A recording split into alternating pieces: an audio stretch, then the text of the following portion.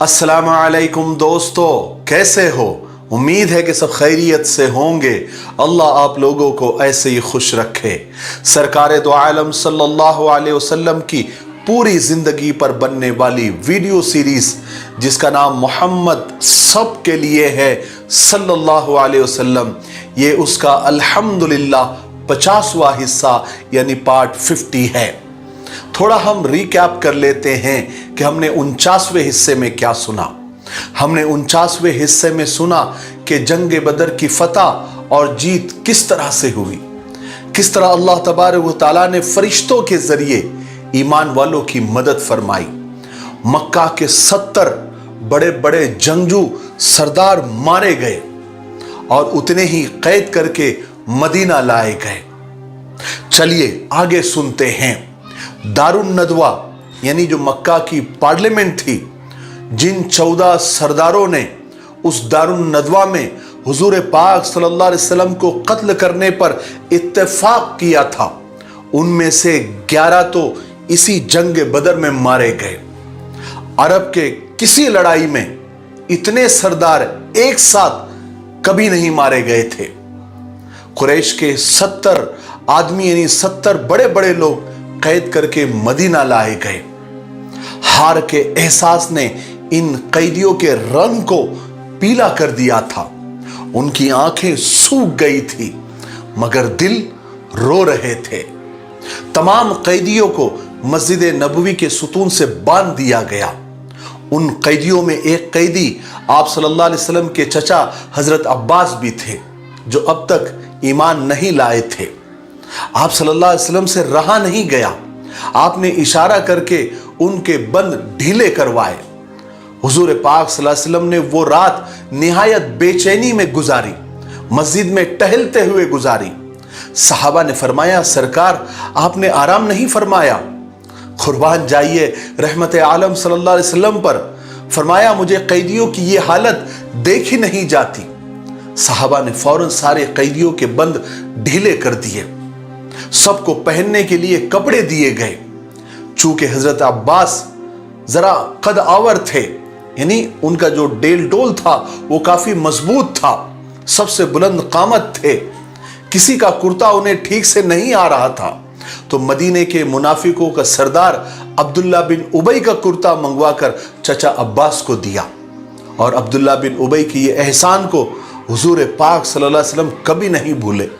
जब ये मुनाफिक अब्दुल्ला बिन उबई मरा तो अल्लाह के रसूल सल्लल्लाहु अलैहि वसल्लम ने अपना कुर्ता कफन के लिए उसे अता किया था। हालांकि ये वही कैदी थे जिसके लिए सरकार सारी रात बेचैन रहे। ये वही कैदी थे जो हुजूर और सहाबा के खून के प्यासे थे।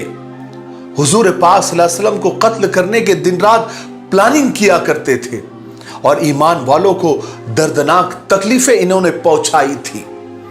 ये कैदी तो इस लायक थे कि उनकी बारी बारी गर्दनें उड़ा दी जाती। मगर कुर्बान जाइए रहमतुल लिल आलमीन पर कि इन सब कैदियों के लिए और इनकी तकलीफें देखकर आप सारी रात बेचैन रहे। उनको पहनने के लिए कपड़ा दिया, उनको खाने के लिए खाना दिया। बता दो सारी दुनिया वालों को कि हमारे सरकार की अपने दुश्मनों के लिए और अपने कैदियों के साथ क्या रवैया था।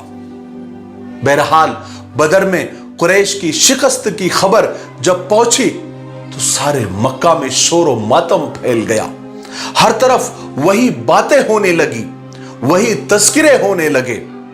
उमैर का बेटा वहाब जो इस जंग में पेश था, जो इस वक्त बदर के कैदियों में शामिल था, उनके बाप उमैर तो रसूल पाक सल्लल्लाहु अलैहि वसल्लम के जानी दुश्मन थे। जब उन्हें अपने बेटे की गिरफ्तारी का हाल मालूम हुआ तो वो उठे और एक दिन सफवान बिन असबा के पास गए। सफवान मक्का के बड़े सरदारों में से एक थे, रसूल पाक सल्लल्लाहु अलैहि वसल्लम के सख्त दुश्मन थे। उन्होंने भी बाद में इस्लाम को कबूल कर लिया था।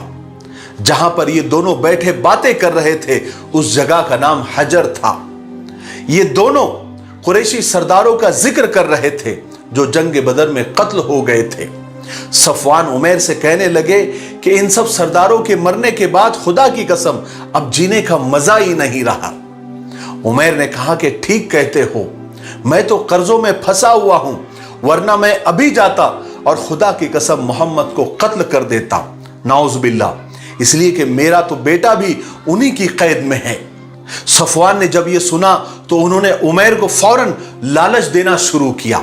उनसे कहा कि तुम टेंशन मत लो, मैं तुम्हारा कर्ज चुका दूंगा और उम्र भर तुम्हारा और तुम्हारे घर वालों का खर्च भी उठाऊंगा।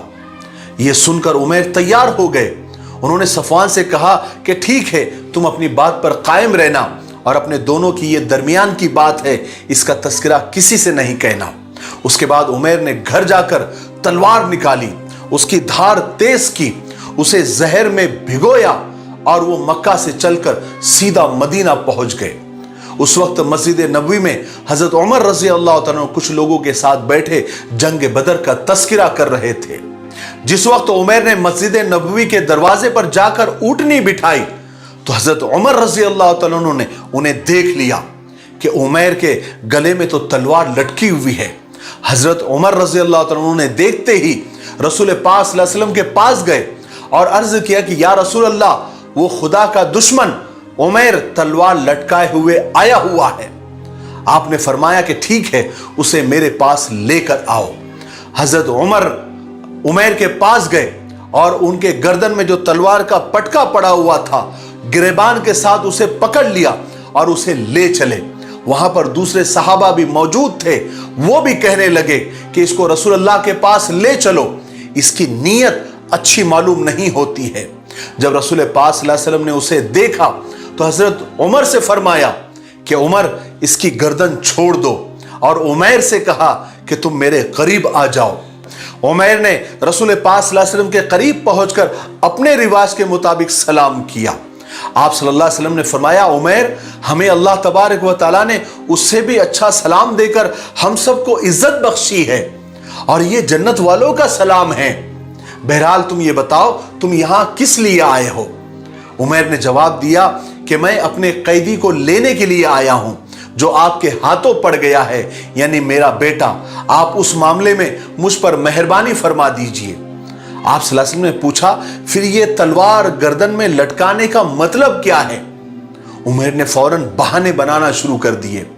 कहा कि ये तो बस ऐसे ही लटकी हुई रह गई। मगर रसूल पाक सल्लल्लाहु अलैहि वसल्लम ने फरमाया कि सच बताओ उमैर, तुम किस लिए आए हो? उमैर ने फिर झूठ कहा, यानी बहाने बनाए कि मैं तो सिर्फ अपने कैदी को लेने के लिए आया हूं। तो सरकार दो आलम सल्लल्लाहु अलैहि वसल्लम ने फरमाया कि नहीं, मैं तुमको बताता हूं। तुम हजर के मकाम पर सफवान बिन असबा के पास बैठे हुए थे, वहां अपने कुरैशी सरदारों के बारे में बातें कर रहे थे जो जंग बदर में कत्ल हुए थे। तुमने कहा कि मुझ पर तो अगर कर्ज ना होता तो मैं मोहम्मद को कत्ल कर देता। इस पर सफवान ने कहा कि तुम्हारे कर्ज और तुम्हारे घर वालों की जिम्मेदारी मैं लेता हूं, तुम जाकर मोहम्मद को कत्ल कर दो।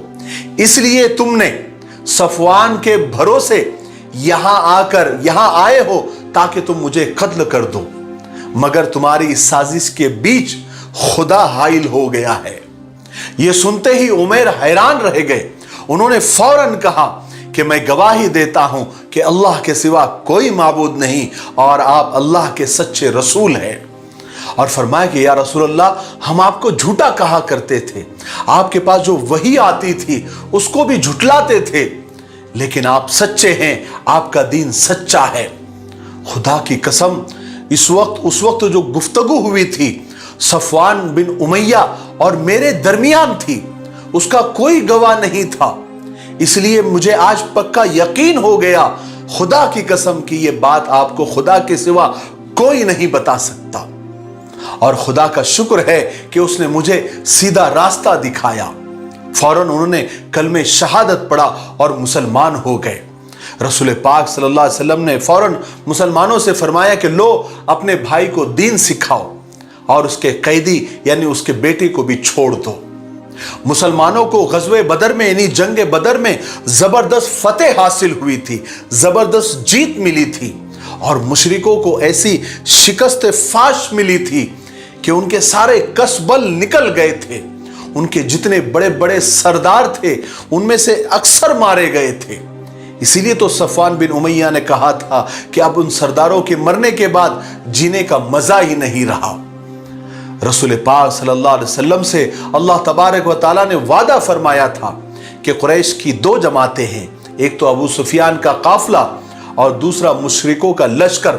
इनमें से कोई भी आप एक चुन ले, उस पर हम आपको गलबा यानी जीत आपको अता करेंगे। रसूल पाक सल्लल्लाहु अलैहि वसल्लम ने अबू सुफियान के काफिले को छोड़ दिया और कुरैश के लश्कर का रुख किया। अल्लाह तबारक व तआला ने अपने वादा पूरा किया और आपको उस पर फतेह नसीब फरमाई। इस फतेह से, इस जीत से मुसलमानों में खुशी की लहर दौड़ गई थी, उनके हौसले बुलंद थे और मुसलमान अल्लाह का शुक्र अदा कर रहे थे, इसलिए कि निहत्ते मुसलमानों को अल्लाह तबारक व तआला ने इतनी बड़ी लश्कर पर, इतने बड़े लश्कर पर और इतनी बड़ी फौज पर फतेह और जीत अता की थी। दूसरी तरफ मक्का में जब ये खबर पहुंची, यानी शिकस्त की, ये हार की खबर पहुंची, तो हर शख्स दिल थाम के रह गया। सारे मक्का में जैसे तूफान आ गया, इसलिए कि मक्का वालों को पूरा यकीन था कि फतेह उनकी होगी, जीत उनकी होगी, क्योंकि उनका लश्कर भी ज्यादा था, उनके पास हथियार, ऊंट, घोड़े भी ज्यादा थे। और दूसरी तरफ ईमान वालों को सिर्फ अल्लाह पर भरोसा था, उनके पास कुछ भी नहीं था। और सबसे पहले ये बुरी खबर लेकर जो मक्का पहुंचा था वो हैसमान बिन अब्दुल्ला खुजाई था।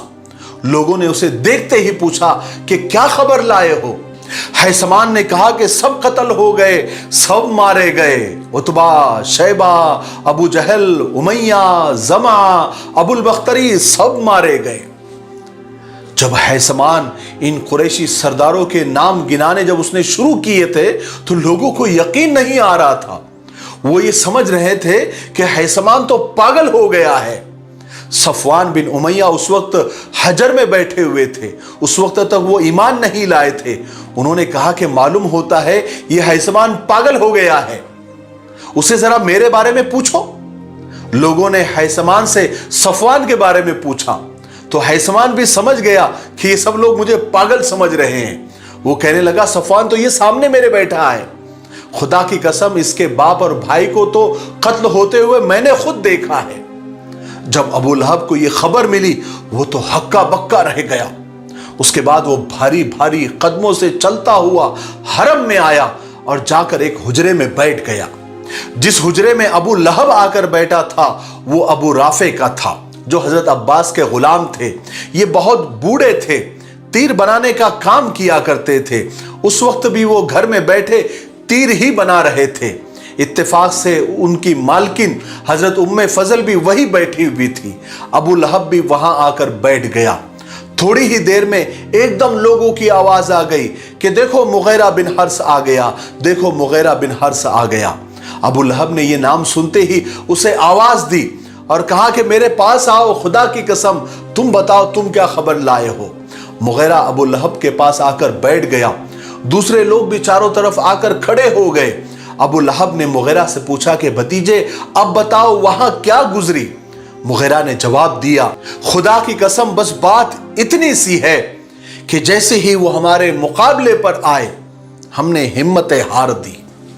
ऐसे लगा जैसे हमने अपने आप को उनके सामने पेश कर दिया। फिर उन्होंने जैसे चाहा हमें कत्ल किया और जैसे चाहा उन्होंने हमें गिरफ्तार कर लिया।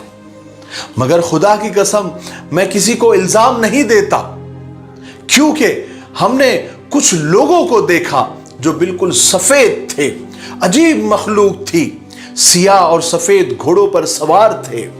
हमने जमीन और आसमान के बीच हमें सिर्फ वही नजर आ रहे थे। ये बात अबू राफे भी सुन रहे थे, उनसे रहा नहीं गया। उन्होंने फौरन बीच में कहा कि खुदा की कसम वो फरिश्ते थे, खुदा की कसम वो फरिश्ते थे। अबू राफे अपनी बात पूरी भी नहीं कर पाए थे कि अबू लहब चूंकि पहले से ही बहुत गुस्से में था, उसने एक जोरदार थप्पड़ उनके मुंह पर मारा। वो गिर पड़े। चूंकि वो बूढ़े आदमी थे इसलिए एकदम से अबू लहब ने उनको दबोच लिया और उठाकर जमीन पर पटक दिया। उसके बाद झपट कर उन्हें थप्पड़ों और मुक्कों से मारना शुरू किया। ابو رافع کی مالکن حضرت ام فضل یہ سب کچھ دیکھ رہی تھی، ان سے بھی رہا نہیں گیا۔ انہوں نے غصے میں موٹا ڈنڈا اٹھایا اور پوری طاقت سے ابو لہب کے سر پر دے مارا۔ ڈنڈا لگتے ہی ابو لہب کے سر سے خون کا فوارہ پھوٹ پڑا۔ اس کے بعد ام فضل نے ڈانٹ کر ابو لہب سے کہا کہ ارے بے شرم، اس کا مالک یہاں پر نہیں ہے، اس لیے تو اسے ذلیل کرنا چاہتا ہے۔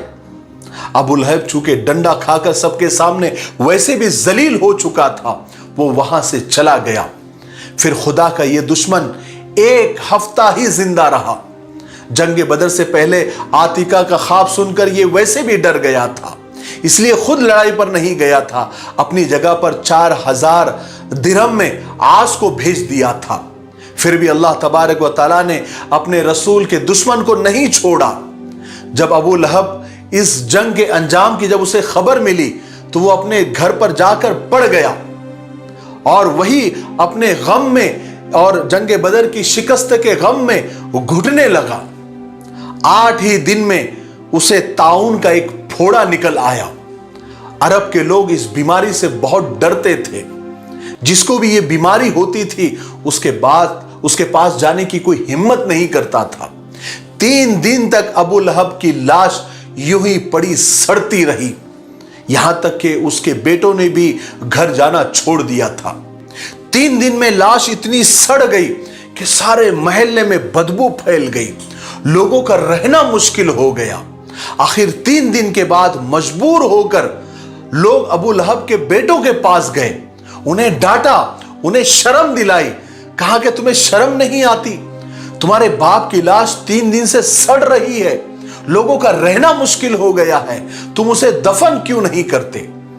بیٹوں نے کہہ دیا کہ وہ پھوڑے کی بیماری سے مرا ہے، اس لیے ہم اس کے قریب جانے کی ہمت نہیں کر رہے ہیں۔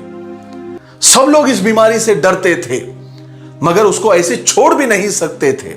آخر سب لوگوں نے مل کر کہا کہ آؤ ہم اسے کہیں دور پھینک کر آتے ہیں۔ سب اندر گئے، بدبو کی وجہ سے لوگوں کا دماغ پھٹا جا رہا تھا، اتنی گندی بدبو آ رہی تھی، لوگوں کو گھن آ رہی تھی، کوئی بھی اس کے قریب نہیں گیا۔ دوری سے لوگوں نے اس پر پانی پھینکا اور اپنی ناک میں انگلیاں ڈال کر کسی طریقے سے اس لاش کو وہاں سے اٹھایا اور شہر سے باہر کسی گندی جگہ پر لے جا کر پھینک دیا۔ اس طرح اللہ تبارک و تعالیٰ نے اس بدبخت کا انجام خراب کیا اور رسول پاک صلی اللہ علیہ وسلم کو تکلیفیں پہنچانے والا یہ شیطان دنیا و آخرت میں رسوا ہوا۔ جب قریش کو اس بات کی پوری طرح سے تصدیق ہو گئی کہ ان کا لشکر تباہ ہو گیا تو ویسے بھی پورے مکہ پر غم کی گھٹا چھائی ہوئی تھی۔ لوگوں نے رونا دھونا اور اپنے رشتہ داروں پر ماتم کرنا شروع کر دیا تھا، مگر پھر قریش کو یہ خیال ہوا کہ جب ہمارے رونے دھونے اور ماتم کی خبریں مدینہ میں محمد اور اس کے ساتھیوں تک پہنچیں گی تو وہ ہم پر ہنسیں گے، اس لیے مکہ میں اعلان کرایا گیا کہ کوئی شخص خبردار رونے دھونے کی آوازیں نہیں نکالے گا۔ اس اعلان کے بعد سارے مکہ میں سناٹا چھا گیا، ہر شخص نے اپنے ہونٹ سی لیے، لیکن دل کا کیا کرے، ان کے دل تو تڑپ رہے تھے، سینے غم سے گھٹ رہے تھے، مگر آنسو بہا نہیں سکتے تھے کیونکہ مکہ میں اس طرح کا اعلان ہو گیا تھا۔ مکہ میں ایک شخص تھا، اس کا نام اسود تھا۔ بدر کے میدان میں اس کے 3 بیٹے قتل ہو گئے تھے، وہ ان کی یاد میں تڑپ رہا تھا، اس کا دل چاہتا تھا کہ بیٹوں کی یاد میں وہ کھل کر روئے، مگر اس اعلان کے بعد وہ بے بسی میں اندر ہی اندر گھٹ رہا تھا اور وہ روتے روتے اسی غم میں اندھا بھی ہو گیا۔ ایک رات وہ اپنے گھر میں بے قرار پڑا ہوا تھا، اپنے بیٹوں کی یاد میں بے چینی میں اور بے قراری میں کروٹیں بدل رہا تھا۔ اچانک رات کے سناٹے میں کسی کی سسکنے کی اور رونے کی آواز آئی، ایسا لگ رہا تھا کہ کوئی عورت کہیں رو رہی ہے۔ اسود نے فوراً اپنے غلام کو بلایا اور کہا کہ ذرا باہر جا کر معلوم کرو کیا رونے کی اجازت ہو گئی؟ کیا قریش نے اپنے مرنے والوں پر رونا شروع کر دیا؟ شاید میں بھی اپنے بیٹوں کی موت پر آنسو بہا سکوں، اس لیے کہ میرا سینہ جلا جا رہا ہے، میں گھٹ کر مر جاؤں گا۔ غلام باہر گیا، تھوڑی دیر کے بعد معلوم کر کے واپس آیا، کہا کہ کسی عورت کا اونٹ کھو گیا ہے، اس وجہ سے وہ رو رہی ہے۔ اسود نے کہا کہ ہائے افسوس، کیا حال مکہ والوں کا ہو گیا کہ اونٹ کے کھو جانے پر تو رویا جا سکتا ہے، مگر اپنے جگر کے ٹکڑے، اپنے بیٹوں کی موت پر رونا مشکل ہو گیا۔ اس طرح اللہ تبارک و تعالیٰ نے مکہ والوں کو ذلیل کیا اور ایمان والوں کو فتح اور جیت نصیب فرمائی۔ آج کے لیے اتنا کافی ہے، اس لیے اب ہم یہی پر رکتے ہیں۔ اور آج میرے لیے بڑی خوشی کا دن ہے، بڑی مسرت کا دن ہے کہ 50 پارٹس، 50 حصے محمد سب کے لیے صلی اللہ علیہ وسلم کے آج مکمل ہو گئے۔ اور یہ کام اللہ تبارک و تعالیٰ نے صرف 2 مہینے میں لیا۔ مجھے تو یقین نہیں ہو رہا ہے، ناقابل یقین بات ہے کہ مجھ جیسے گنہگار کو اللہ تبارک و تعالیٰ نے یہ توفیق دی، اس سیریز کو بنانے کی توفیق دی۔ انبلیویبل۔ میں اللہ تبارک و تعالیٰ کا بہت زیادہ شکر گزار ہوں۔ اس کے بعد آپ لوگوں کا بھی بہت احسان مند ہوں کہ آپ لوگوں نے اچھے اچھے کمنٹس کے ذریعے اور اچھی باتوں کے ذریعے مجھے موٹیویٹ کیا، مجھے حوصلہ دیا، مجھے ہمت دی، تب میں یہاں تک پہنچ پایا۔ مجھے اس سیریز کے ذریعے جو بھی ثواب ملے گا، آپ ناظرین جتنے بھی دیکھنے والے ہیں، کمنٹ کرنے والے ہیں، لائک کرنے والے ہیں، شیئر کرنے والے ہیں، یا صرف محبت کی نگاہ سے دیکھنے والے بھی ہیں، سب اس ثواب میں برابر کے شریک ہوں گے، برابر کے حصے دار ہوں گے انشاءاللہ۔ اور یہ سلسلہ ابھی جاری ہے۔ اور دوسری بات، اب وقت آ گیا ہے کوئز کمپٹیشن کا، یعنی سوال و جواب کے انعامی مقابلے کا۔ انشاءاللہ منڈے کو دوپہر میں 3 بجے یا رات کو 8 بجے وہ ویڈیو آ جائے گا، جس میں کوئز کمپٹیشن کی ساری ڈیٹیل تفصیل ہوگی کہ کمپٹیشن کیسا ہوگا، مقابلہ کیسا ہوگا، کیا طریقہ ہوگا، سوالات کیسے کیے جائیں گے، سوالات کیا ہوں گے، آپ کو جوابات کیسے دینے ہیں، کس تاریخ تک دینے ہیں، یہ ساری ڈیٹیل تفصیل اس ویڈیو میں انشاءاللہ آپ کو معلوم پڑ جائے گی۔ اور پھر انعامات کیا ہوں گے اور کیسے دیے جائیں گے، پہلا انعام کیا ہوگا، دوسرا کیا ہوگا اور تیسرا کیا ہوگا، اور انعامات کیسے دیے جائیں گے، وجیتا اور ونر کیسے چنے جائیں گے، وہ ساری تفصیل انشاءاللہ منڈے کو دوپہر یا رات میں اعلان کر دی جائے گی۔ تب تک آپ تھوڑا انتظار کریں، تب تک اس سیریز کے ویڈیوز کو آپ لائک کریں، شیئر کریں اور اچھے کمنٹ کر کے ہمیں حوصلہ دیتے رہے۔ یہ سلسلہ اور آگے جاری رہے گا، اور انشاءاللہ آپ صلی اللہ علیہ وسلم کے اس دنیا سے پردہ فرمانے تک کے ساری تفصیل آپ کو یکے بعد دیگرے بتا دی جائے گی۔ اور تیسری بات، یہ کتاب روضۃ الاطفال جو ابتدائی تعلیم کے لیے، بڑوں کے لیے، چھوٹوں کے لیے، مرد کے لیے، عورتوں کے لیے بہترین کتاب ہے۔ الحمدللہ لوگ اسے پسند کر رہے ہیں، دور دور سے اس کو منگوایا جا رہا ہے۔ آپ لوگ بھی یہ جو اسکرین پر نمبر آ رہا ہے، اس پر آپ آرڈر کر سکتے ہیں۔ کم سے کم 5 کتابیں آپ کو لینی ہوگی، 50 روپے اس کی قیمت ہے۔ یہ میری کتابیں پچھلے 10 سالوں سے اس کو چھپوا رہا ہوں، الحمدللہ سینکڑوں مکاتب میں اس کو پڑھایا جا رہا ہے۔ ٹھیک ہے، تب تک میرے لیے، پوری امت کے لیے اور پوری انسانیت کے لیے خیر اور بھلائی کی دعا کرتے رہے۔ السلام علیکم ورحمۃ اللہ وبرکاتہ۔